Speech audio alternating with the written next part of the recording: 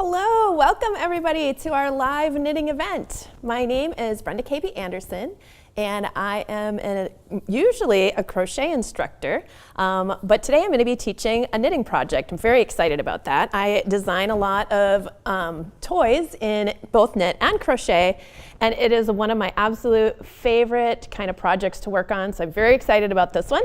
Today we are going to be working up this cute little hedgehog ornament. He's so adorable. He's got this cute little, it could be like a sleeping cap, or it could be like a little Santa hat, however you want to look at it. Super, super cute. Just adorable little guy. So we're going to be working him up today, and there is, of course, a pattern that goes along with this. It's a free pattern, so go ahead and download that so you can follow along. It has all of the complete instructions that you're going to be needing in order to make this project, and you'll find it's very useful. It's kind of meant as more of a companion piece to the video here today. So, of course, this is a live event. I welcome all you guys. I'm so glad you guys are here. If you guys have any questions about what I'm working on, or if you just want to say hi, definitely drop that in the chat.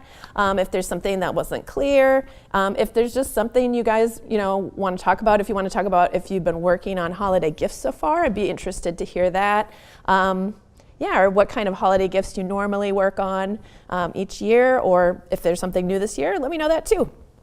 Okay, so this cute little hedgehog ornament is made with a lighter worsted weight. Let me just check my materials here. It's a DK. It's listed as a DK, but it says, I think on the label it might say light worsted, but it's a number 3 yarn. Also, but it's kind of thin, like it's almost a number 2. A number 2 or a number 3 I think would work for this project. If a lot of people ask me in our live events if they can substitute a worsted weight yarn, and I would not necessarily recommend that unless you want to just make a stuffy. If it's going to be an ornament, it will probably make it a little larger than you want and also a little bit heavier. But if you have a sturdy, larger scale tree, that might also work. So just keep that in mind. If you pick a different weight yarn, it's going to affect the finished size of your hedgehog. So that would be something to think about when you're choosing materials. And definitely you can use scraps for this project. If you've got scraps laying around in similar colors, the cap can definitely be a different color. It doesn't need to be red. But you'll want to choose 2 colors that kind of go together for this hedgehog look. So you might have like a tan and a brown, or a gray and a brown, or something like 2 colors that'll kind of blend together. If you're not sure, you can Google pictures of hedgehogs, because that's what I did before this. It's like, what color are they really? And there's a variety, so you can look into that. You don't really need very much, just a small ball of each color for the yarn. And in those 3 different colors. So there's the lighter color for the face, and that's also going to be the same color for the little bauble or pom-pom kind of thing on the end of the hat. You're also going to need the darker color, that's for the ears, the face embroidery, and throughout the loopy body. And then you're going to need that red or whatever your contrasting color is just for the hat, and that's all. Okay, so we've got the yarn. You're going to be needing safety eyes. So these little safety eyes are 8mm eyes. Let me just double check and make sure that's true. Yep, 8mm black safety eyes. So this is what they look like. And if you're having trouble finding those, my favorite place to get safety eyes is glasseyesonline.com. And it sounds like they're going to be glass, but they have tons of plastic safety eyes, and they're really good quality. There's just a wide variety, and not that you need a wide variety just for these little tiny black ones, but if you're just looking for a good source for finding safety eyes, that is my absolute favorite. If you would like to, you could substitute with a little black embroidery there, or some black beads, or also black buttons would be very cute for the eyes as well. So you've got lots of options. You're going to need some polyester fiber fill or whatever kind of stuffing you want to use. I'm just going to be using this. This is actually a bunch of remnants from other things. I just kind of stuffed leftover bits into a bag, and so it's kind of a mixture of different stuffings that I'm going to be using. And you're going to be needing some sort of ribbon or twine. I'm using a jute twine here for like a little more rustic look, but you could use a ribbon or some kind of cord or something like that. You'll just need that for the loop. And just so you know, the loop comes from the bottom, goes through the hedgehog up to the top and back to the bottom. So it might be a slightly longer piece than what you were thinking, just so you know. But I do have dimensions. I do have all the specifics that you would need in the materials section in your pattern right here. So, if you download that, you'll have a list of everything you need. All right. Of course, you're going to need knitting needles too, and I used 2 different sizes. I used a size 4, which is a 3.5 millimeter needle, and I used that for the main body, so that's this loopy texture here. And then I used a size 2, which is a 2.75 millimeter needle, and I use that for everything else. So the face, the ears, the hat, and that's about it. So I'm going to be using circular needles and also double point needles, but really you're knitting this flat, so you could use straight needles certainly. The only reason I'm using circular and double point needles is just because it's kind of awkward to use a longer needle when with the cameras and everything, just so you guys can see, and I'm not banging the ends of my knitting needles onto the table as I'm knitting.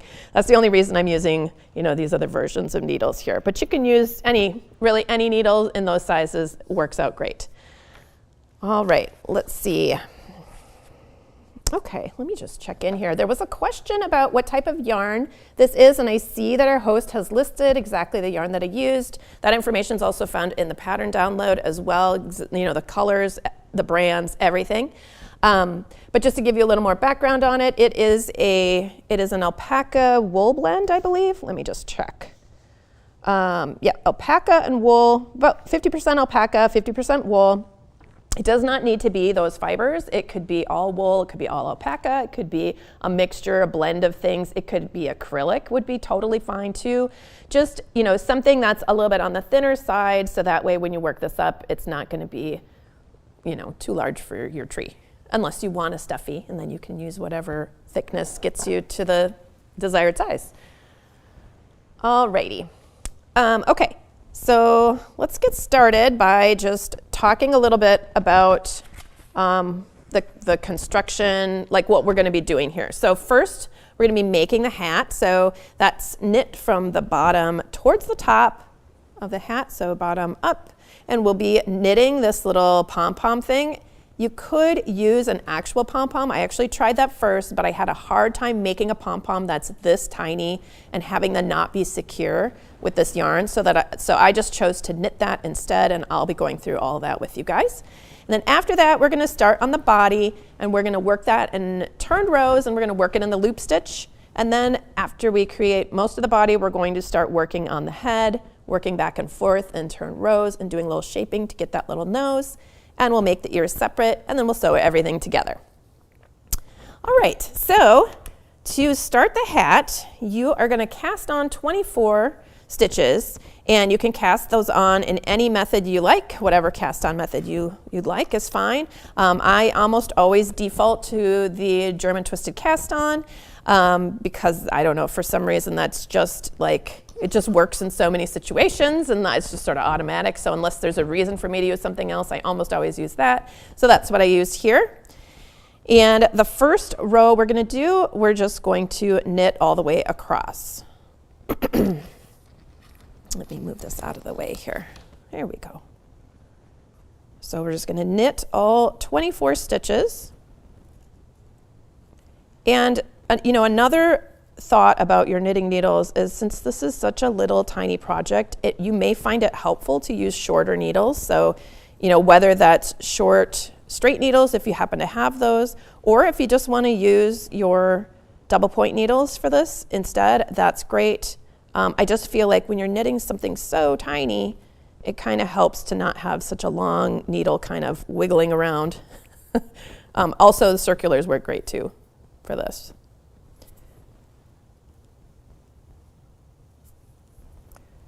All right, so here we're nearing the end of our row, working those knit stitches all the way across.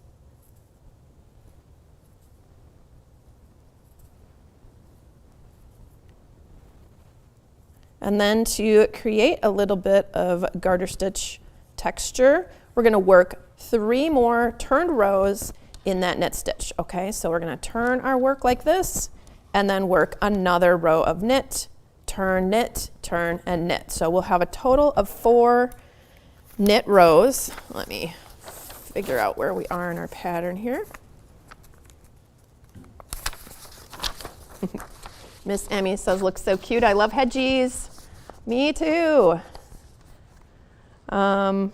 Okay, so whoops, I skipped ahead there. Here we are. So here we are working up the hat. Oh, the reason I have you start with the hat first is so that you can kind of test out your gauge. You can see if your fabric is going to be like firm enough, if you're using the right size needles. So I do have information about how big your hat should be when you work it up, so you don't have to make a gauge swatch. You just make the hat and that is your gauge swatch. And then you can kind of feel the fabric and see if you think that it's going to be a firm enough fabric.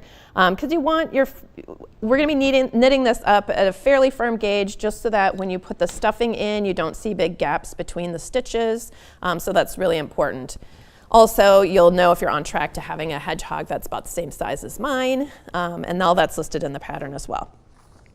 Okay, so we're working rows 1 through 4. We end with a right side row and we knit all the stitches. And so that's just a little section of our garter stitch here. And once we're done with that, our piece is going to look like this. Okay. And then the next row, we're going to purl across and we're going to place some stitch markers. Let's see.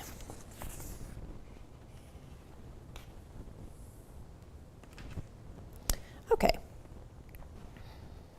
So here I am holding that yarn in the front. We're going to be purling across 12.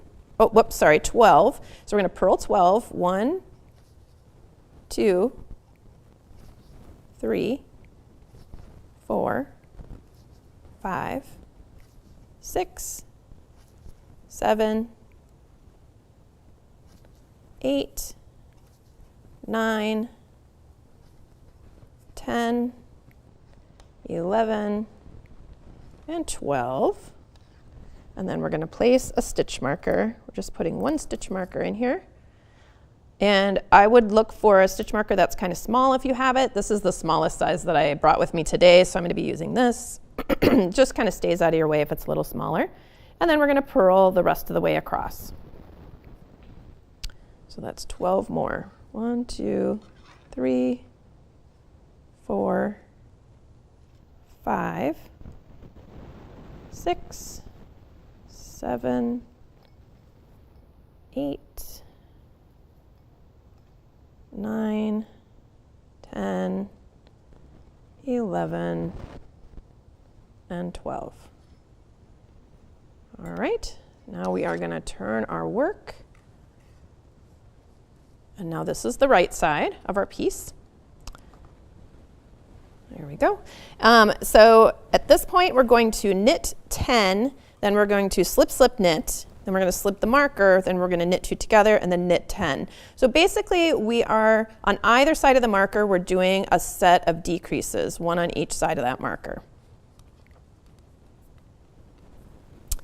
All right, we've got some hellos. Melanie says, so cute. Regards, Melanie from South Africa. Hi, Melanie. Thanks for joining us. And Dawn is here. Hello, Dawn. She says, hello from snowy eastern Washington. Hi, Dawn. Okay, so I'm going to knit 10. So 1, 2, 3, 4, 5, 6, 7, 8, 9, 10. And then I'm going to slip, slip, knit. So that means I slip this next stitch. So I put my needle in as if I'm going to knit that and slip it, and do the same thing with the next one. Slip it. Then I place my left-hand needle back into those 2 stitches, and then I'm knitting through the back loop. I'm knitting them both together. So that's a slip, slip, knit. Then we're going to just slip our marker over, and now we're going to knit 2 together. So we'll just put our needle right here after those 2 stitches, insert our needle as if we're just knitting 1 stitch, but they're both just kind of crammed together, and then we're going to knit them together like that to make another decrease. And then we're going to knit our way across. So these decreases are going to shape the hat to make that sort of cone shape.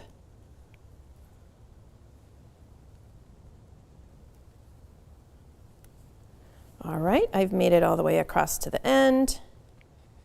And now I'm going to turn my work and I'm going to purl each stitch all the way across. And some of you may be wondering, why am I not just working this in the round for these little pieces? And the reason is I just decided that I didn't want to call for a whole bunch of different specific needles. I just wanted people to be able to use whatever they had. And for some people, it's a little trickier to knit in the round. I actually really love knitting in the round, and it's a great thing to try out.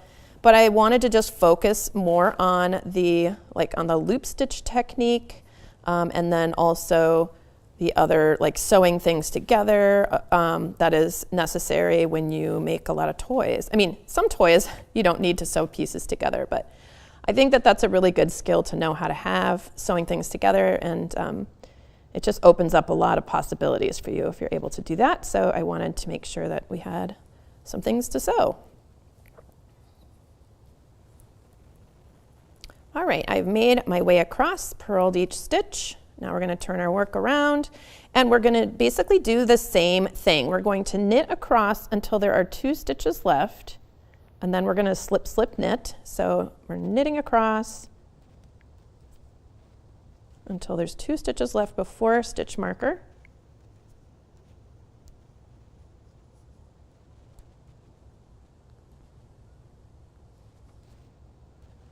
Here's my last one. So there's 2 stitches right there.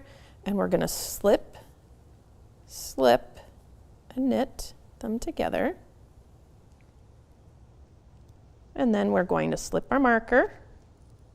And then we're going to knit these 2 stitches together.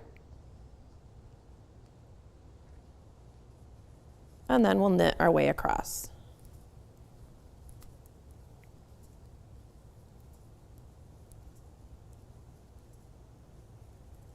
All right, so you're going to continue repeating these 2 rows. You're going to purl on the wrong side, and then you're going to knit across, making a decrease on each side of that stitch marker until you only have, let's see, 6 stitches left. So that means you'll have 3 stitches on either side of the marker, and you'll be ending with one of those decreased rows. Okay, so a repeat of row 8, which was, when we're working the right side. So we'll end with a right side row.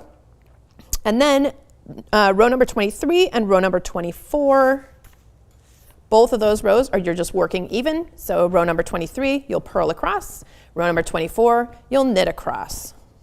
And once you've done all that, your piece will look like this. So you can see all those decreases kind of lining up right there. And that's going to create the side of the hat. See how it kind of just wants to go over to the side. And then we will start working on, we'll change color for that pom-pom at this point. So we are about to work a wrong side row, a purl side row here. And we are, let me find where we are at. We're row number 25. We're going to change to the main color, which is the white, and then we're going to purl all the stitches, and then we're going to cut the red and leave a long tail for sewing. All right. I'll pull in my white color here. And at this point, you can take that stitch marker out because we don't need it anymore. So we'll just remove that as we go. All right, so we're gonna purl our way across all 6 stitches. 1, 2, 3, and we'll get rid of our stitch marker. And then 3 more purls. 1, 2, and 3. Just like that. And then we'll turn our work. And on this row, we're going to knit front back all the way across. So that's a way to do an increase. So we're going to double our amount of stitches in this row. This is row number 26. So to knit front back, you're going to knit just like you normally would, except you're not going to pull it off the needle. So we're knitting the front loop, and now we're going to knit through the back loop. So you slide your needle into the stitch, basically from right to left through that stitch, and then you're going to knit that as well. So now you've got 2 stitches on your needle where you only had 1 before, and then you can pull that off. So knit front, knit back, knit front, knit back, knit front, knit back, knit front, whoops, knit front, knit back, and knit front, knit back. That one's a little loose because that's where we joined our main color, so I'm going to just pull on that yarn tail to tighten that stitch up a little there. All right. Whoops. So then at this point, you're just going to work back and forth in turned rows. You're going to be working in stockinette stitch for a little bit. So that means you purl the purl rows and knit the knit rows. So here, well, purl the purls and knit the knits, just depending on what side you're looking at, I should say. So here we would purl all the way across.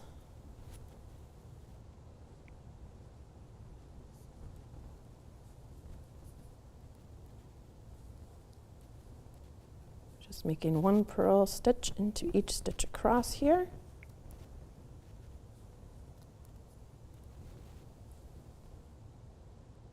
Oops. There we go.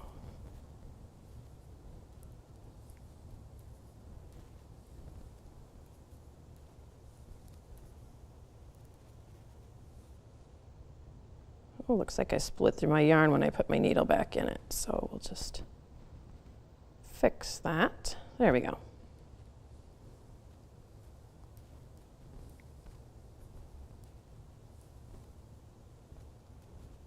All right, so we purled all the way across. We turn our work.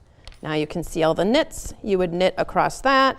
So you're gonna, let's see, purl, knit, and then purl. Okay, so you're gonna end on row 31, which is the wrong side row, working a row of purls across there. And let me show you what that looks like. Here we are. So you can see our pom-pom. I know I keep calling it a pom-pom, but really it's just sort of like a little rectangle of that main color there. And then on row 32, we're going to knit two together all the way across. So this is just going to decrease your last row so that we have half the amount of stitches.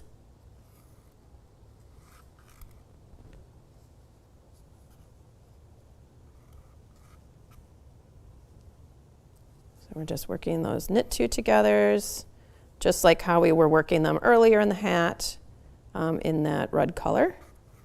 That's what we're doing here. I'm sorry that this is white on white here. All right, so now we have half as many stitches. We're back to our 6 stitches here. And then I'm going to just break my yarn. I'm going to give myself about a foot of yarn.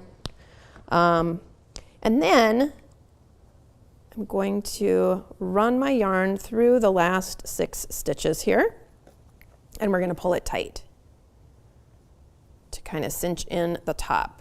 Okay, so I'm looking at it from the wrong side. You could do this either way. I'm just going to put my needle through each of those live stitches. Kind of pull those out as we go.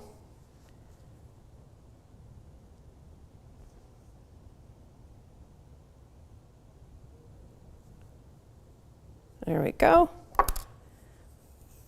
So I'll bring my needle through there and we can tighten that up. Ooh, looks like I dropped a loop here somehow. All right, I'm going to go back and catch that.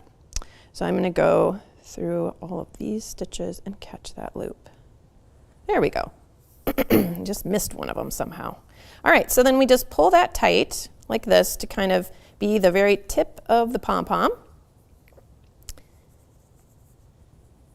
And then we're going to make a little tiny ball of that same color, just out of scraps. So I'm just going to kind of wind this around my finger a few times, pull it off, wind it here.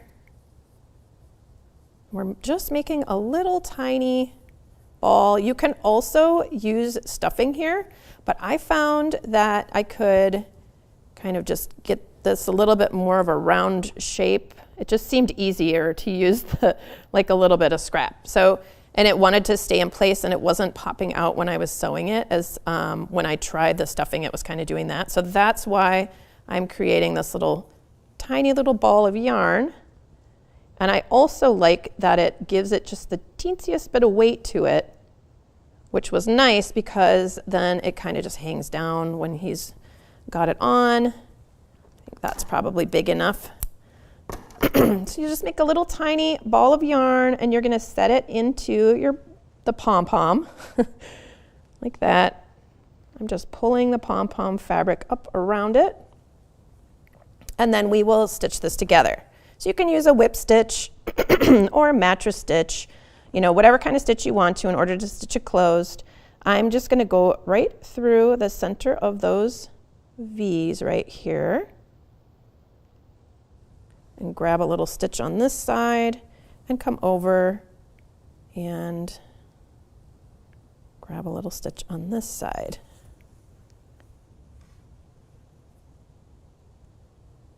Grab a little stitch.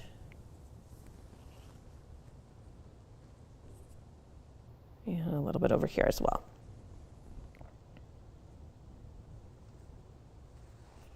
Whoops.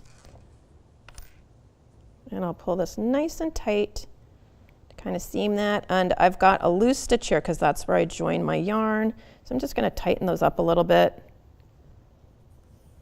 And actually, I'm going to just tie those two strands together in a knot, because that, I think, will hold these a little bit as I'm sewing it. And the knot can be hidden inside the hat, so that's not going to be a problem. That'll just kind of help me hold things a little bit there. And I am going to be using this red strand here to sew up the hat once I get to that point. All right, a couple more stitches, and then we've stitched up the pom-pom.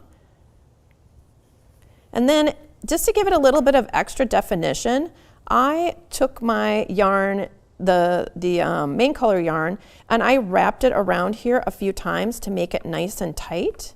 You don't have to do that step if you don't want to, but it just seemed to help a little bit. And then I'm going to just put my needle up through, I'm pushing it through the ball of yarn, the tiny ball of yarn on the inside of my pom-pom there.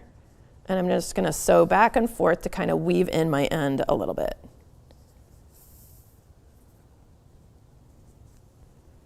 Because we really want that to stay. And then I can go ahead and cut that off. And then we will sew up, we can seam up the rest of the hat here with the red. So I'm gonna just kind of roll this up a little bit and tuck it inside the hat, and we will seam the rest of the hat, the side of the hat here.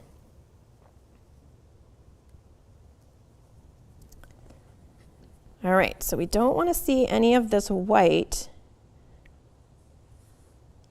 So I'm stitching over it with the red, just grabbing a little strand from each stitch across and pulling it tight to kind of bring those two edges together.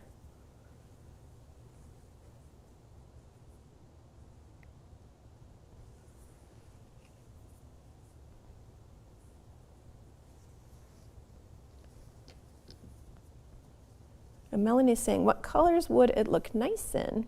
I wonder if you're talking about the hat for the little guy, or if you're talking about the hedgehog itself. I kind of talked about that at the very beginning of our live event, but the hat would look nice in lots of different colors, I feel like. I think a little navy blue would be nice, or green, kind of yellow or orange would be cute. I mean, it doesn't have to be the sort of stereotypical Christmas colors either. It would be cute in a little variegated yarn too, I think. It'd be kind of fun, like you could probably even use a sock yarn, I bet, for this hat. Like, even if the hat turns out a little bit smaller, if you have to switch down another knitting needle size in order to make it firm enough, I think the hat would be totally cute, even if it was a little smaller than it is too. Just something to think about. It's something to play around with. And one of the reasons I really love working on toys is because there's so much, you have so much leeway with like designing things and deciding colors, and You know, it doesn't need to fit anybody. It's just like for fun, really. All right, so I've made my seam all the way down the hat. And I think I'm just gonna kind of weave in this end a little bit here to get rid of it, and we'll leave the other yarn tail and we'll use that later for sewing it to the body. All right. So there's our cute little hat. And we're ready to move on to that fun loop stitch. Okay. So this is one of those stitches, I learned how to do it a long time ago, and I just really didn't really know what I wanted to use it on, because for me, I just didn't want to put it on a garment or hat. I think it'd be really cute as a little decoration around the wrist of mittens. That'd be really fun. But I was kind of, just sitting on this stitch that I had learned that I thought was really fun. And then I ended up using it. I made this musk ox, like a larger toy, and it was so cute. And I just thought that the little loopiness just made it look extra adorable and fluffy. And so I've been using it ever since then in toys. It's just a fun way to do things.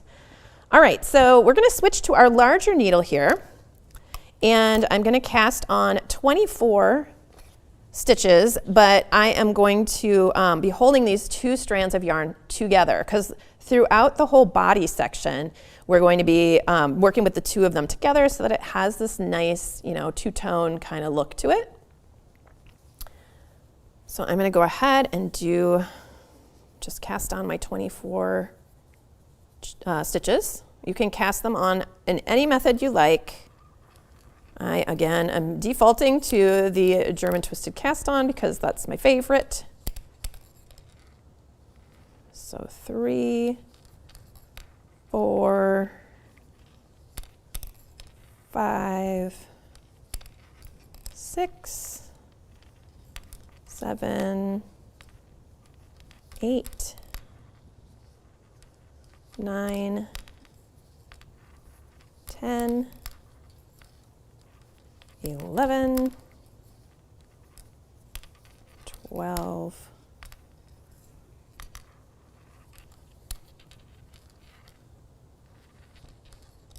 13, 14, 15, 16,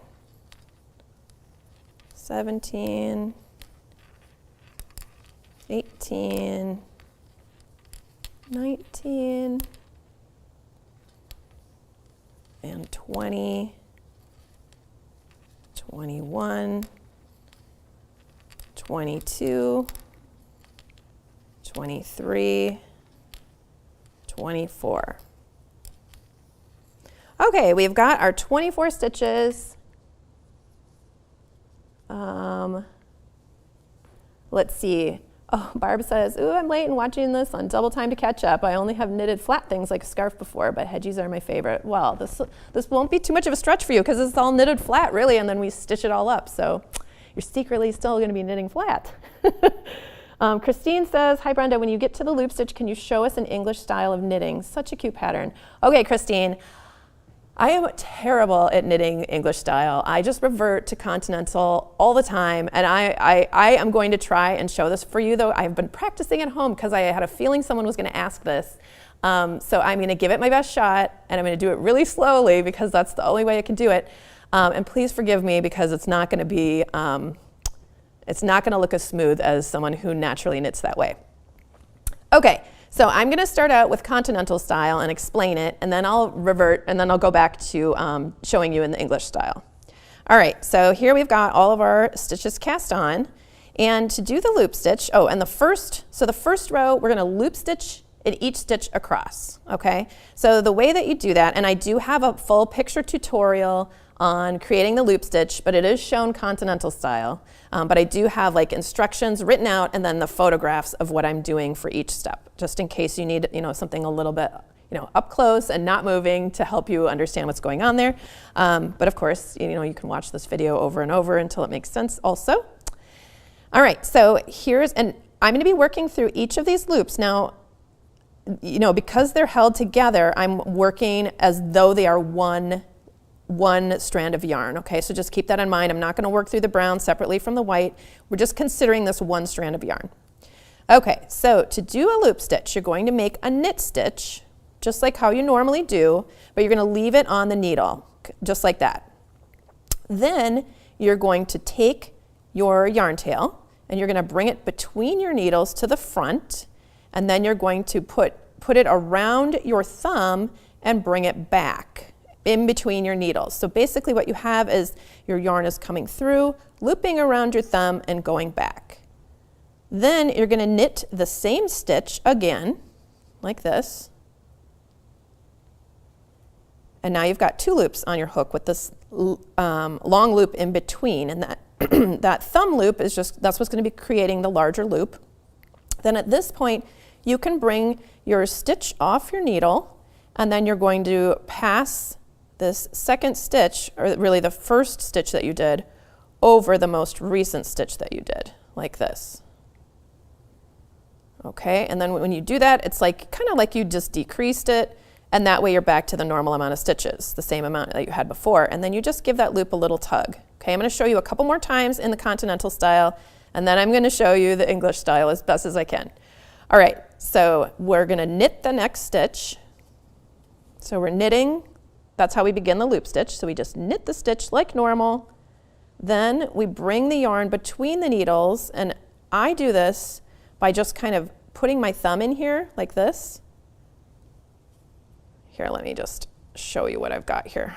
Spread these bits out so you can actually see what I'm doing. It comes between the needles, around the thumb, and back out between the needles. And then you're going to knit the same stitch again. Okay, so you're knitting that stitch twice with this little thumb loop in the middle. Then we can take that stitch off the needle, and then we're going to pass that first knit stitch that we did over the second one that we did for that loop stitch, and then we tug on the loop. Okay, I'll show you a couple more times continental, and I'll switch. So we knit, then we bring the loop through between those 2 needles there and back between the needles. Then we knit the same stitch. Okay, we haven't pulled anything off of this stitch yet.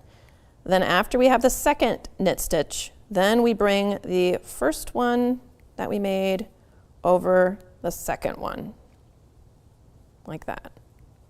And then we tug on that little loop just to kind of tighten it up, make it a little bit more secure. Okay, I'll do it a little faster. So knit, we're leaving it on, then we create this loop for our thumb, then we knit, and now we've got 2 knits where there were once 1, and now we're going to pass the first one over the second one, like that, and tug on our loop. Okay, so that's continental style. English style, wish me luck, everybody. Okay, so we're going to knit that first stitch, and we're going to leave it on the needle. Then we're going to bring the yarn between the 2 needles, around our thumb, and back between the 2 needles, like that. Then, without removing that loop from the needle. Then we're going to knit that same stitch, like this. And now we have 2 stitches, and we can pull them off our left-hand needle, and then we're going to lift the first one that we knit and pull it over the top of the second one, kind of like we're just binding it off there. And then you pull on the little loop. Okay, we'll do that again. So we're going to insert our needle here. We're going to knit that stitch, but don't pull it off. Then we're going to bring this between the 2 needles, around your thumb, and back in between the 2 needles. So this is your thumb is what's going to determine how large those loops are. So if you want smaller loops, make sure your thumb is up against the needles like that.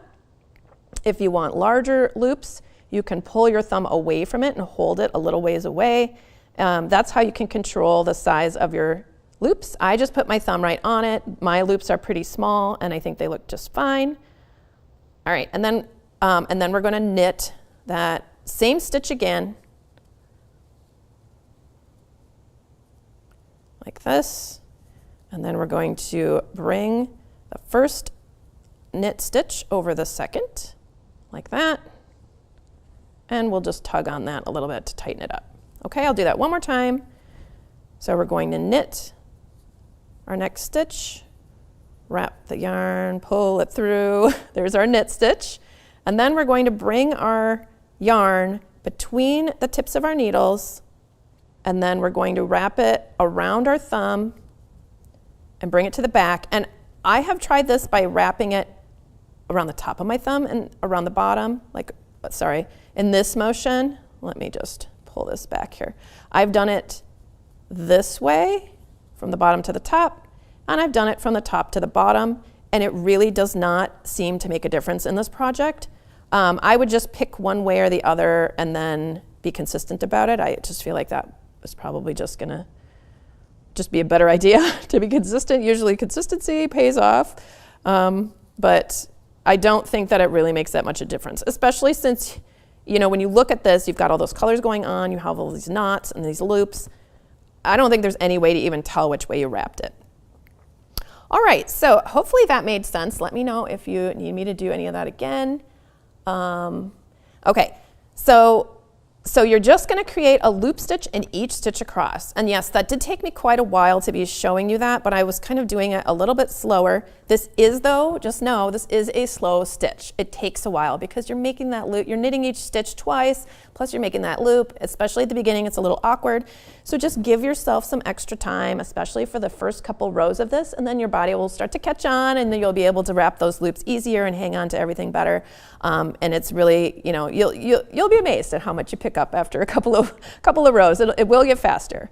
It's never going to be as fast as just knitting, though, because you're doing all those extra steps. All right, so you're going to work a loop stitch in each stitch across, and your piece will look like this. Okay, so you've got loops all the way across, and then we can go ahead and turn our work, and then we're going to knit our way across. I chose to knit all the wrong side rows because it just seemed to give the fabric a little bit of extra bumpiness, which I liked, between those loops. But really, you could choose to purl all the way across as long as you're consistent. I don't think it really matters. And honestly, you're just not really going to see it very much because it's such a highly textured piece with all those loops and the two colors going on. I think, you know, once again, just choose one way or the other and be consistent. And so in the pattern, it's written to knit each stitch. So that's what I'm doing here. So we're working across that wrong side, working around wrong side row, and we're just making a knit stitch in each stitch across.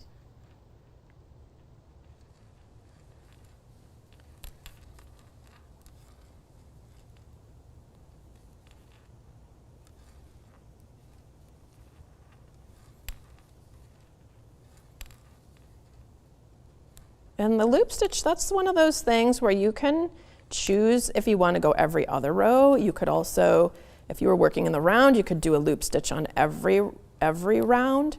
But it does get to be like packed pretty full of loops, and it really, I felt like for this project I wanted to keep it light and I wanted to have every other row be a little bit of a break between the loop stitch, and it seemed to look really good, so I just left it at that.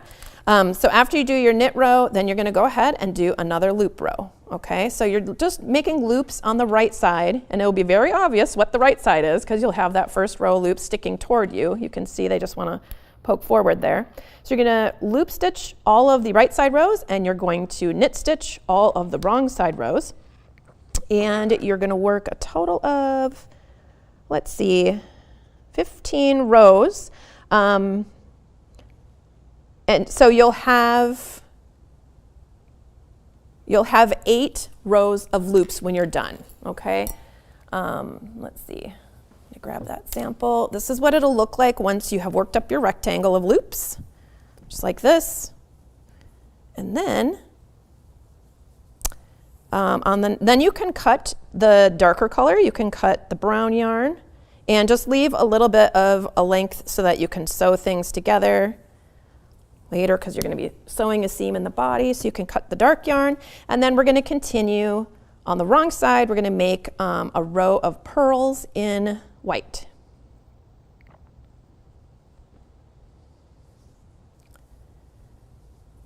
Okay, so we're going to work pearls across, and I think we placed markers here. Let me just check. Yep, purl 10, place marker, purl 4, place marker, purl 10. Okay, so 1, 2, 3, 4, 5, 6, 7, 8, 9, 10, and then we're going to put our stitch marker right there, and then we're going to purl 4. These stitch markers are going to show us where the decreased lines go in the face. Oh, and I needed to switch to the smaller needle. I forgot. I'm not going to go back. I'm going to do this first row in oh, I'm really tempted to go back. I'm not going to do it though because we're short on time. I'm going to continue this first row in this larger needle, but you should switch to the smaller needle as soon as you drop that brown yarn. I just forgot to do that. Learn from my mistakes. Okay.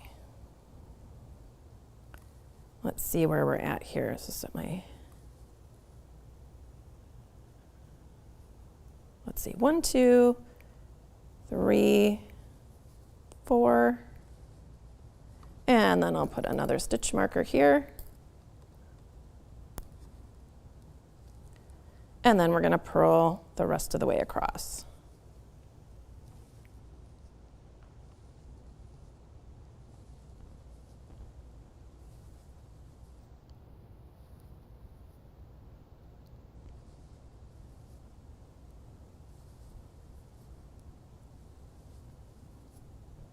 All right.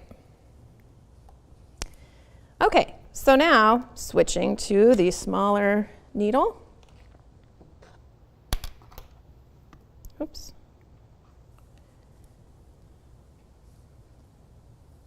Okay, I'm going to grab this needle because I think I'll be able to see a little better.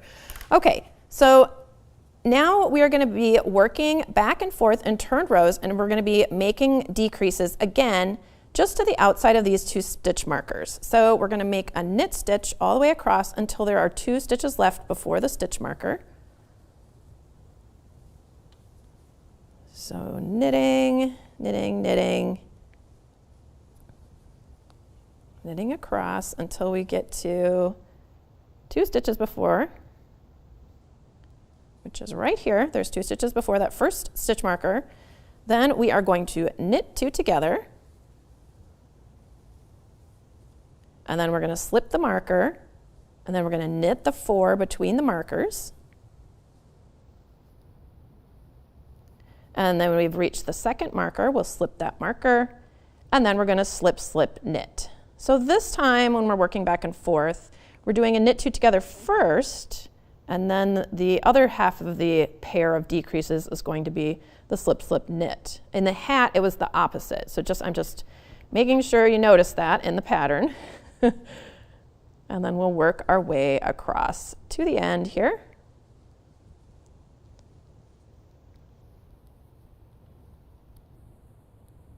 Just like that.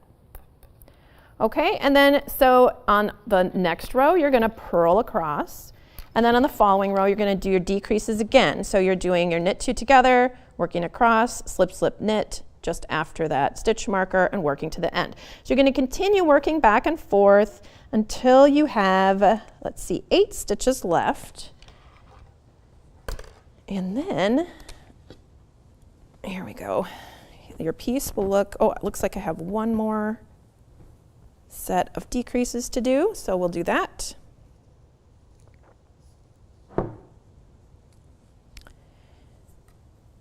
So I'm going to knit that first stitch, knit 2 together, and then I'm going to remove my stitch marker, and then I'm going to knit across 4, remove my second stitch marker, and then I'm going to slip, slip, knit the next 2,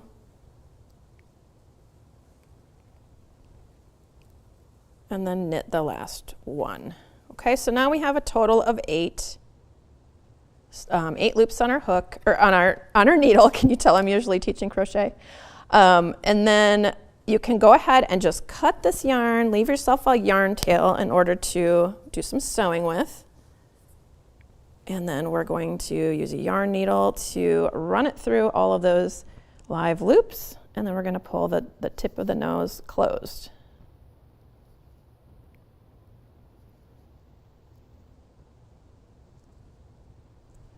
There we go. Okay, so we're going to pull that closed, and then we're going to take a little moment here and put our safety eyes in. So you can see the shape is already kind of there. It's going to get a little puffier when we actually stuff it. We're going to place our safety eyes just to the outside of these decrease lines. You see the decrease line that comes down here and one there. So you can kind of see there's that ridge on each side. So you're going to place your eye just to the outside of the ridge, about halfway between the top and the bottom of that line. So about right here seems like a good spot. Like this. Oh, maybe I'll move it down one. Just one. I think that will be good. And then I'm going to put one opposite. Just on the other side of that decrease line there.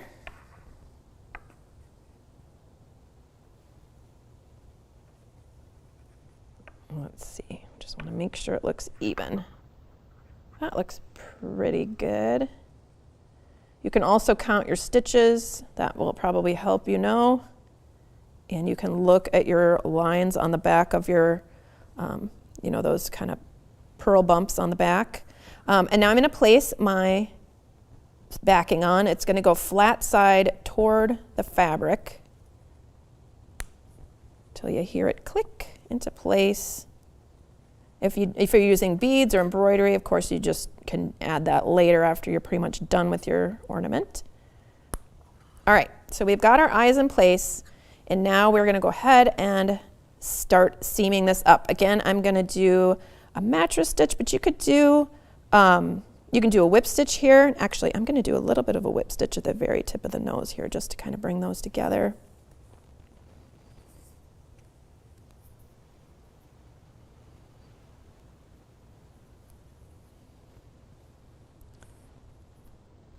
And you can start stuffing at any time.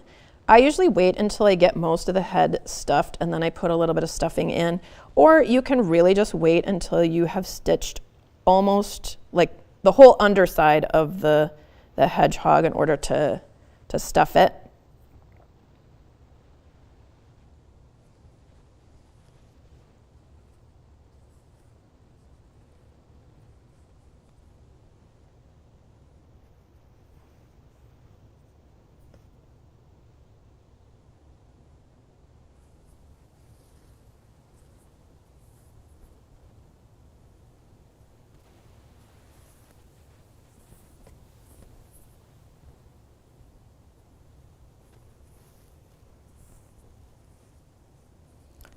All right, about halfway through my seam.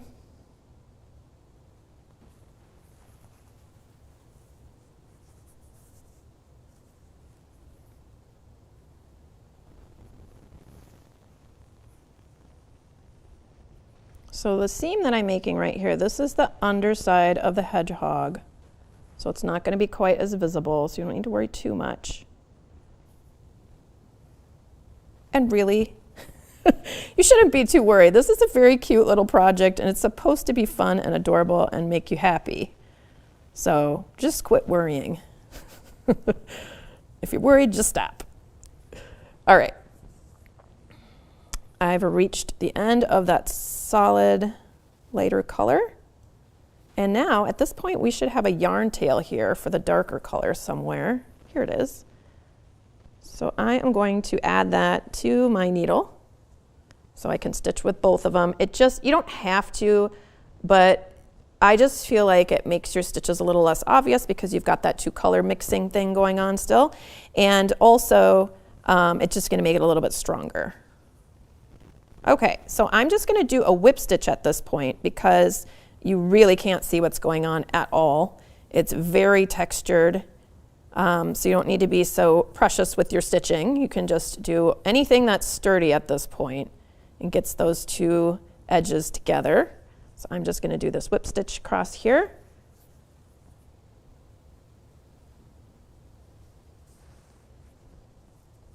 And if you're newer to sewing, you probably want to use some stitch markers maybe to hold this together for you, just so that things are going to be stitched together evenly across. It's such a teeny tiny little piece that I'm not, bothering with that. But especially if you're newer to sewing or newer to assembling things like this, you may find it very helpful to have either safety pin the pieces together or use stitch markers. I use stitch markers all the time as safety pins. You can also use quilter pins, as long as you are careful that you don't lose a pin in there, because that can definitely happen. I have a habit, usually a good habit, of counting the pins that I use to pin my amigurumi together with, and that way I can make sure I pull that amount of pins out. Looks like I dropped my brown color here.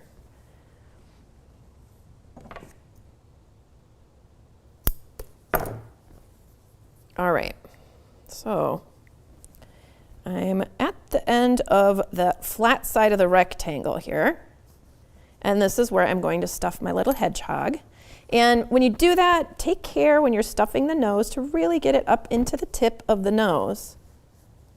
Don't put a giant wad in to begin with, because if you do that, it might kind of get stuck further down in his face. You really need to push that down into his little nose.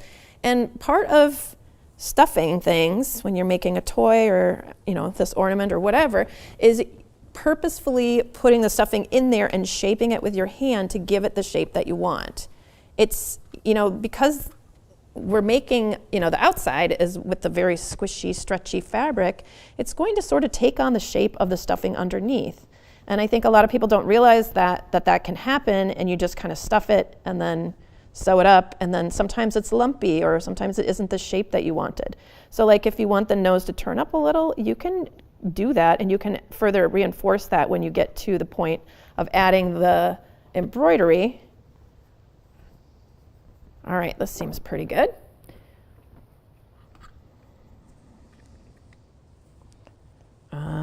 All right, so when we're closing this up, I'm just gonna tuck this yarn tail. That was my beginning yarn tail. Just tucking it in there. We are gonna run our tail through about every other stitch, and it is very hard to see where your stitches are, so don't worry, don't worry if you're not getting exactly every other stitch, but that's just something to give you a guideline as to how many times you should thread your needle through. And you can kind of look at where those loop stitches are as well to kind of help you distribute that. But if you go through every single stitch and then you try to close it up, it's going to have too much bulk and there's going to be a hole in the end. So we don't want that. All right. So you're just kind of taking a little stitch every once in a while, and then we're going to pull it all nice and tight to close it up.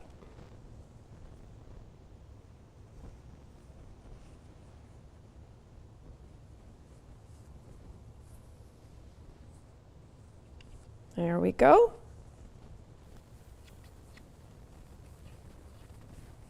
And it kind of wants to open up, so you really have to reinforce it by taking a couple little stitches in here. I'm just taking stitches through where that little tiny opening still is, and I'm going to pull this tight to get rid of the opening, but you're going to need to reinforce that. You can't just pull it tight and be like, oh, that's good, and then carefully, and then just cut off your yarn or weave it in once or something like that. You really need to kind of go back and forth across that opening, making some stitches across it, just to make sure it's going to stay.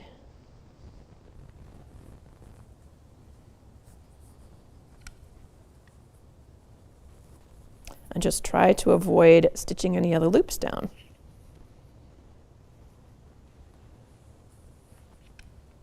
All right. Now, I can weave in my end. And when you weave in your end, try to slide it through some of the stitches so that you can kind of feel it drag a little instead of just kind of putting it into the stuffing. It helps it stay. All right, here's a little guy looking super cute. So the next thing is we can start, well, actually there's ears to make, and the ears, we're running kind of short on time. Let me pick and choose which things are, I think, okay, so we'll do one quick ear. So I want to make sure you know how that goes. I've stitched one up already here, and we're going to use that smaller needle. And you're going to cast on 8 stitches. 2, 3, 4, 5, 6, 7, and 8. These ears are so tiny that really there's no shaping involved. You just kind of make 3 rows in stockinette stitch, which is what I'm going to do here. You work 3 rows, and then you can cinch in the top by just fastening off and running through all of those live stitches. So here's our first row of making the ear. I'm just knitting across it. 3, 4, 5, 6, 7, 8. And then we're going to purl the next row.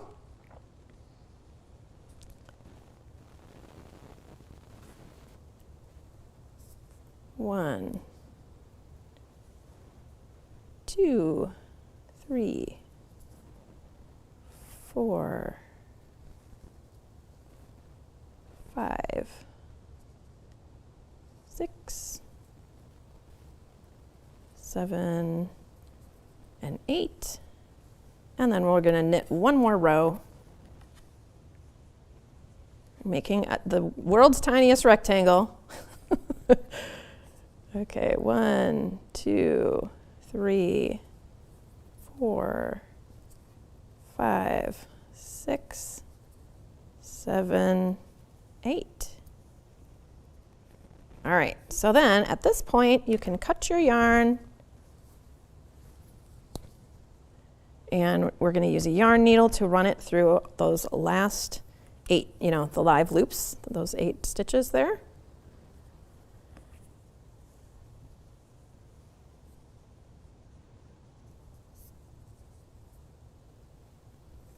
So 1, 2, 3, 4, 5, 6, 7, 8. And I'm going to pull that nice and tight, which is going to bring in the top of the ear so that where you cinch it in, that's the tippy top of the ear. And then you have like 2 little stitches to sew up along the side of the ear here. So you can go ahead and just do like a couple little whip stitches, or you can try to do a mattress stitch on this super tiny fabric here.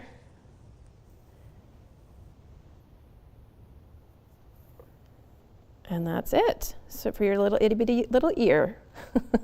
It's so small. Okay, so the ears are going to get stitched on, and you can assemble in whichever order. We have to sew on the hat, the ears, and do the little face. So the ears are going to get stitched on just to the outside of that little decrease row. He's got a little stretched out here. And part of this is kind of that where it's pulling away from the loop stitch, but that's normal. If you see those kind of extended loops there, it's because you just did a loop stitch and then you switch to the smaller needle. Okay, so we're going to add our ears into that very first row of the loop stitches, just kind of right on top. You can push the loops toward the back behind the ear, unless you want loops in front. I thought it looked better with the ears stitched on the head in front of any of the loops. I'm just doing a little whip stitch around the base of the ear, attaching it to the body / head to the roundness here. And I'm going all the way around the whole ear. And ideally, I would do this twice. I usually do that when I'm assembling my amigurumi pieces, just to make everything look sturdy. But I'm just going to do it one time in the interest of time here. And then you can go ahead and weave in your ends.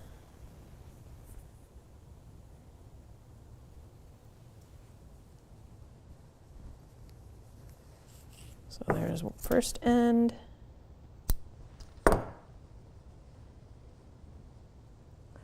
And we'll weave in this end. We would do a better job if we had more time, but I'm just going to kind of poke it in here.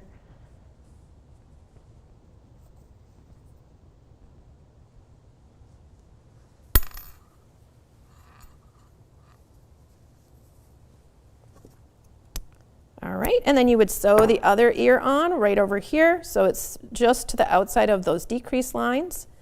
And then we'll stitch our hat on. And when you sew the hat, you can decide if you want to put a little tiny bit of fiber fill inside the base of the hat. I did that on this because I thought it would help it stand up straight right there, because I really wanted it to go up and then swoop back down. But you may want your hat to do something else. You certainly don't have to put any stuffing in here. I'm going to add just a teensy amount here to do the same thing on this little guy. Really, you hardly need any, just like a little bit, little bit. Every time I do this, I put in way too much. All right, so that's going to help it stand up. It's going to be super cute. So then this just gets stitched to the top of the head/body. I guess I should call it the body because it's the loopy part. And I just pull the first set of loops forward and place that hat right behind that first set of loops. And then I will stitch this very bottom edge of the hat into the body here. And I'm going to do a back stitch. So because I'm right-handed, my needle's always going to face to the left. I'm just going to stitch in and come out. So I go half a step back, a whole step forward. Now, if you'd prefer to do a whip stitch here, you can absolutely do that. I think I might have even done a whip stitch on the first hat, on the first sample, which would work totally fine. It's just a different way of doing it. And I think that, either way would look just as good. Doesn't really make a difference.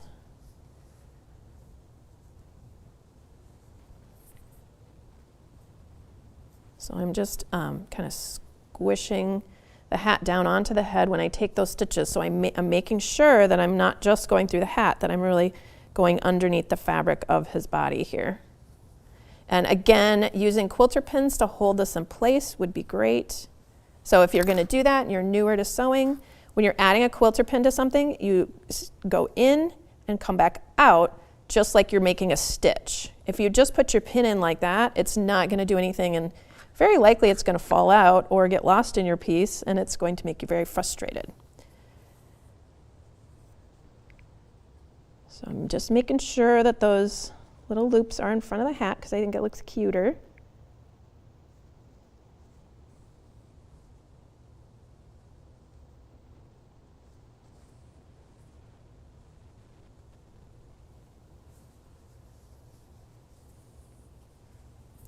And I made it all the way around. Normally I would go around twice just because I feel like it makes it a little more secure. Usually looks a little tidier. But that's okay. And then I can go ahead and weave in my ends. Now, if you wanted to, you could tack your hat so that it hangs down like this. You could do a little stitch through the edge of your hat, like over here or in between. Well, actually, I can just show you if this is long enough. You can just do a little stitch here to hold it down, or you just kind of go through here and pull that close, and it's going to help it bend. I didn't do that on my sample. I just gave it a little shot of steam, and it just kind of wanted to stay off to the side, so it was not a problem. I didn't worry about it. But if that's something, if you're having trouble getting your hat to stay swooped over to the side, you could definitely do this. He's looking very cute. All right, we're going to add that embroidery really quickly.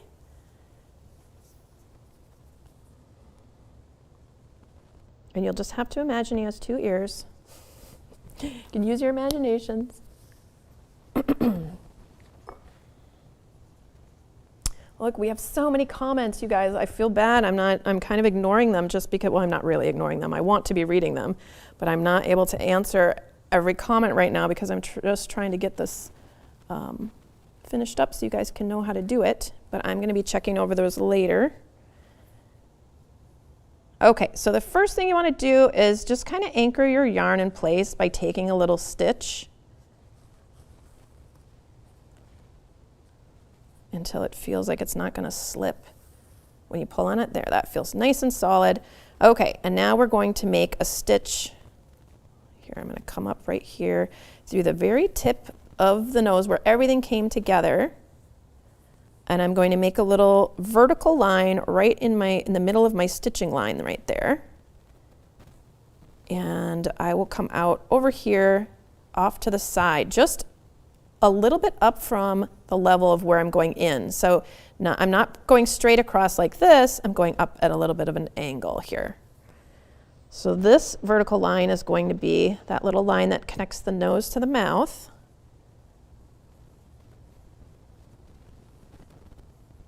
And I've got, you can see I have 2 strands here. You could do 1 at a time, that would work too. All right, and now I'm going to come straight across here, and I'm going to make a loose loop, and I'm going to come out right at the base of this. And so that's going to catch that and create sort of a little bit of a smile. Okay, so it's kind of going down, dipping down a little bit right there. Then I'm going to go in just below, and I'm going to pop out up here at the nose. So that way we can make our little, just need to make sure everything's tight enough. That seemed a little bit loose. Okay.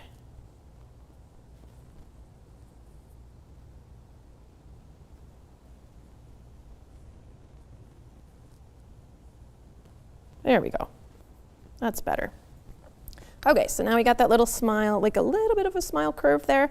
And then we're going to add some horizontal stitches across the tip of the nose right here.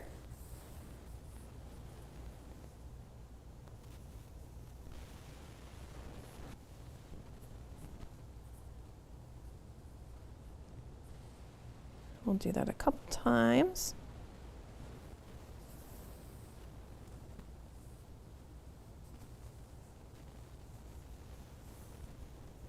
I feel like there's a little bit of a gap between these two, so I'm going to go back in and fix that. I just don't want there to be a space between the nose and that little vertical line right there. So I'm going to just come back down here and pop out down here, I think. Well, hopefully that'll look good.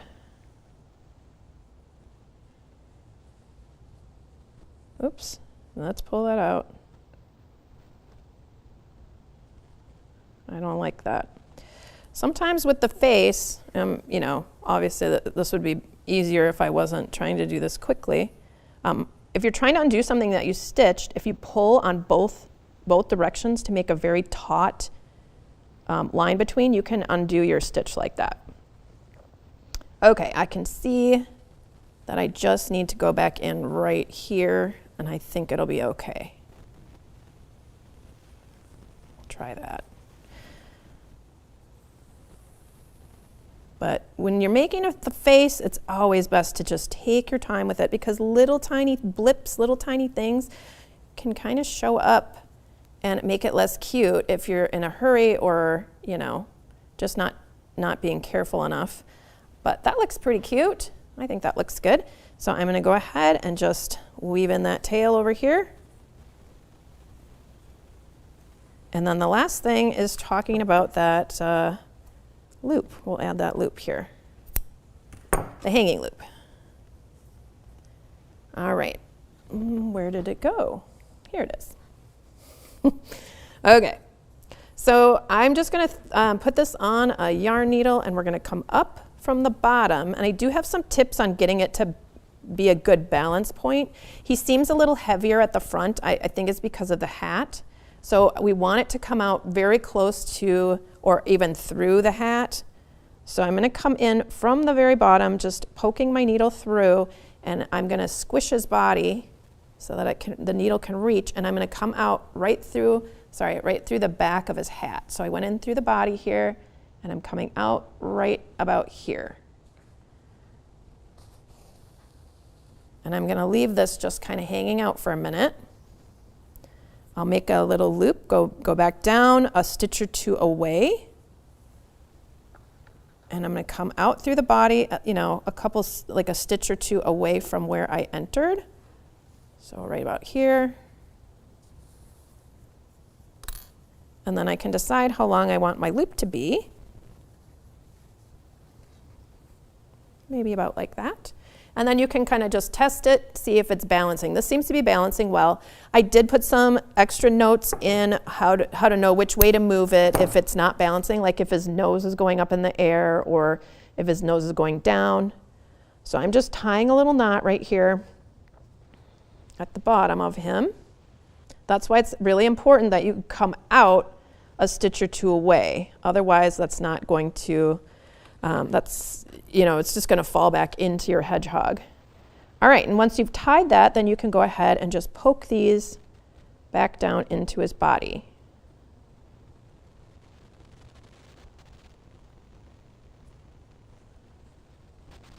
So we don't see those tied ends. There we go. And there he is. Oh, super cute. Okay, I'm just gonna look through here real quick just to see if there are any questions. Let's see. Oh, Miss Emmy's making the flower pillow. Awesome, thank you. I'm glad you like that one. Melanie's gonna make this for gifts. Cool. I got some nice compliments from you guys. Thank you so much. And we have a suggestion someone's making a bunny for their baby. Please do a tutorial if you can. Awesome. Okay, I will definitely think about that. But there is a knitted bunny on the Knitting Circle website for it's kind of more like it's a very cute cartoony kind of mound of a bunny with little ears. John Lucas did that if you want to check into that. All right. Oh, mittens with the loop stitch. Yeah, that would be cool. Okay. Yeah, I talked about doing the loop stitch around the cuff a little bit. All right, thank you guys so much for being active in the chat. I'm sorry I didn't get to everything, but hopefully you guys have enough information on how to make this little guy now, and I hope you guys have a really great holiday. I hope it's fun for you to be creating gifts for other people or for yourself or whatever it is you do around this time of year. Thank you guys so much for watching. I'll see you in another live tutorial. Bye.